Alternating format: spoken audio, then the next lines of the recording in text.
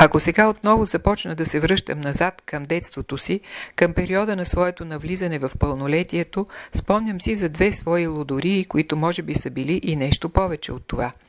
И в двата случая се озовах при обстоятелства, при които ми се налагаше да реагирам, без много да размишлявам предварително.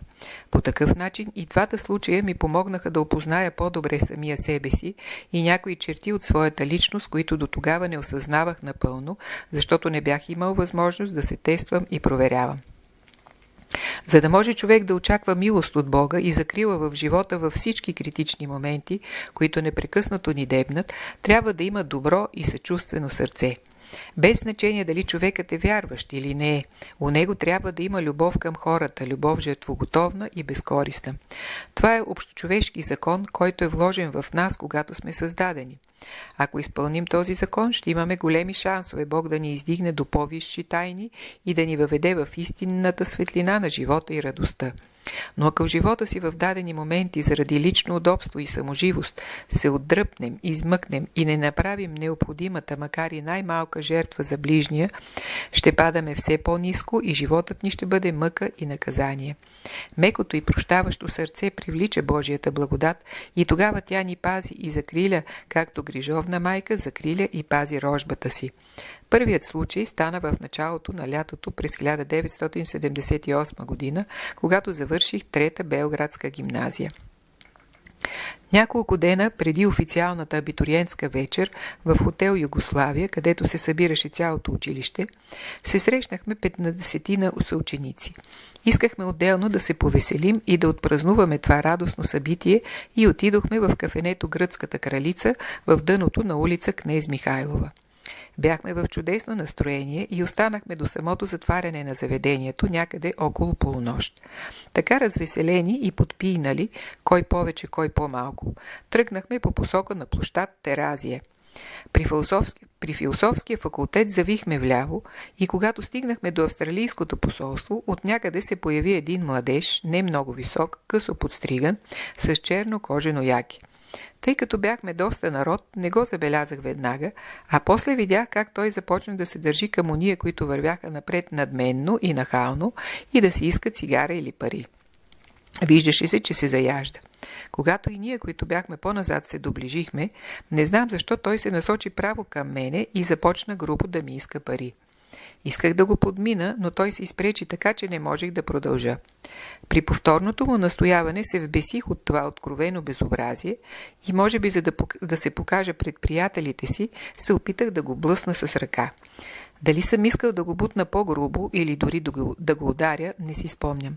Но понеже аз бях тромав заради изпития алкохол, а на него му личеше, че е добре трениран в физически дуели, леко се наклони пред мен в страни, като в боксов матч, така че аз не го улучих и непредпазливо и опасно се приближих до него. В последвалата част от секундата не успях и да осъзная това, замахна с ръката си, в която изведнъж се появи автоматичен нож и ме перна през ключицата непосредствено под гърлото. Порезната рана изобщо не беше дълбока, но от нея потече кръв, която видях на длънта си, когато се хванах веднага за това място под разрязаната блуза. Наглият малък хулиган отскочи в същия момент назад.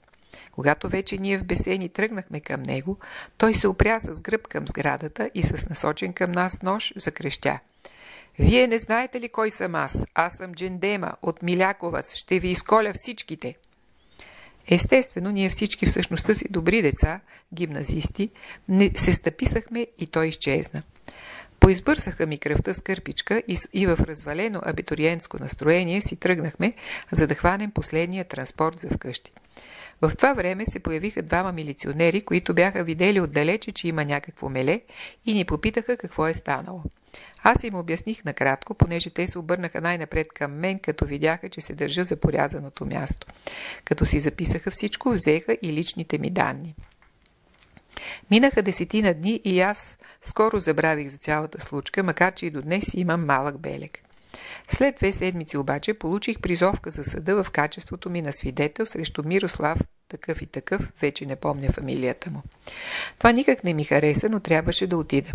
В насрочената сутрин дойдох в съдебната палата и почуках на вратата, чийто номер беше написан на призовката. Помещението приличаше на малка класна стая с широка маса и пейки на заден план.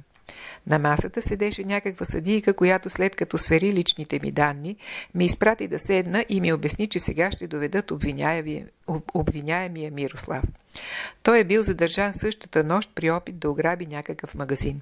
Каза ми, че ще трябва да повторя показанията си, когато ни направи очна ставка. След 10 минути се чуха стъпки и в съдебната зала влезе един милиционер, който водеше пред себе си обвиняемия. Навел глава, небръснат, с белезници. Те седнаха срещу мене, докато съдийката записваше нещо от листата хартия, които й подаваше милиционерът. Мирослав се обърна към мен, когато онези двамата не ни гледаха, и със съкрушен и нещастен израз на лицето си събра дланите. След това ги повдигна, така, заедно с белезниците, и ме погледна умолително, заклевайки ме без думи да не го обвинявам. Никога не се бях оказал в такава мъчителна ситуация, а тогава бях само на 18 години.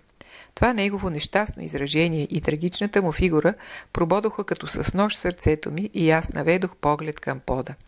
По това време не ми беше известна нито християнската етика, нито добродетелта на прошката и милосърдието, нито Божията заповед да не осъждаме. Просто бях дълбоко развълнуван от нещастието на този младеж, който не изглеждаше да е много по-голям от мене. Макар че в онази нощ не достигна само сантиметър, за да ми прекъсне каротидната артерия и да ми изтече кръвта като напиле за няколко минути, когато съдийката се обърна към мен и ме попита: „Александър, какво имате да ни кажете във връзка с случката през този и този ден, в толкова и толкова часа, пред сградата на философския факултет?“ Аз казах само: „Другарко съдия, повярвайте, не си спомням. Имаше някаква патаклама, след като бяхме празнували, но не помня никакви подробности.“ Тя ме погледна над очилата си много учудено и ми каза, че в протокола от събитието има доста подробни неща, които говорят срещу обвиняемия и че трябва добре да си помисля.